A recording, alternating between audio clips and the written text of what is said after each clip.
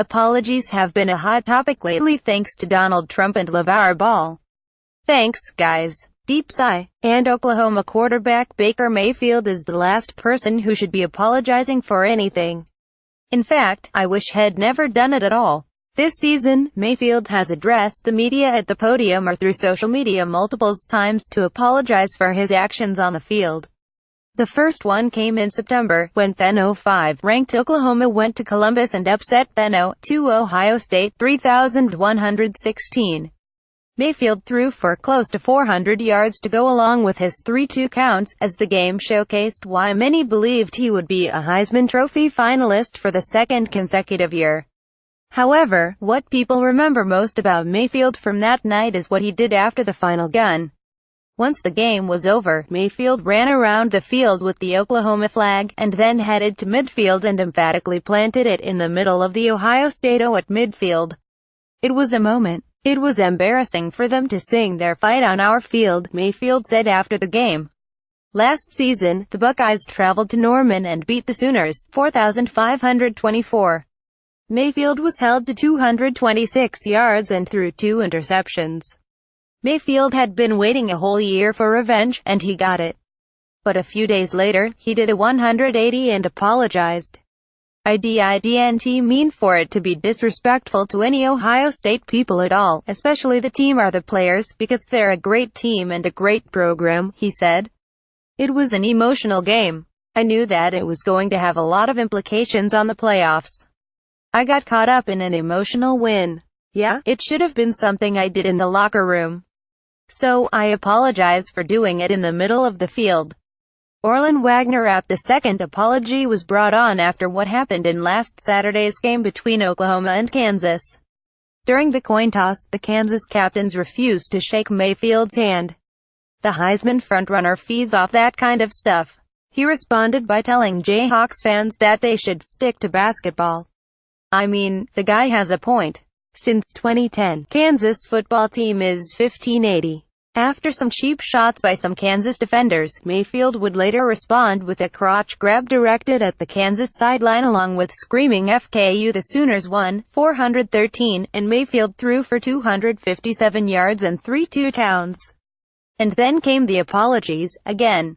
I am extremely sorry for how I carried myself today, Mayfield wrote on Twitter.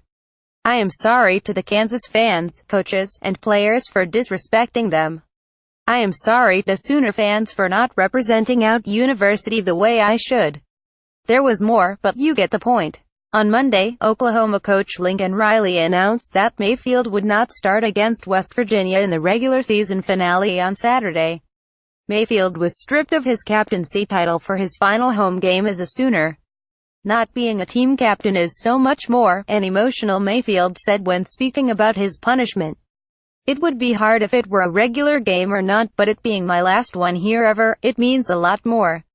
It's going to be tough, because Saturday was going to be, without all of this, an emotional one. It's going to be hard to handle. It's going to be hard. Since Saturday's incident, I paid attention to their reaction on social media. Some thought Mayfield was out of line. Others discussed how the ramifications would have been greater if he were black.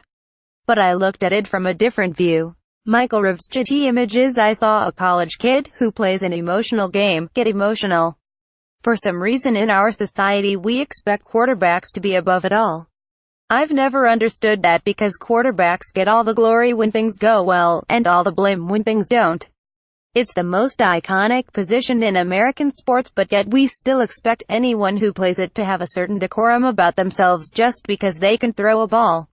Why football is America's favorite sport? Because it embodies everything that America is. It's also extremely violent, and on Saturday stadiums across the country are filled to the brim to teenagers collide with each other at speed. But yet, we get mad whenever any kind of emotion that is perceived to be negative is shown.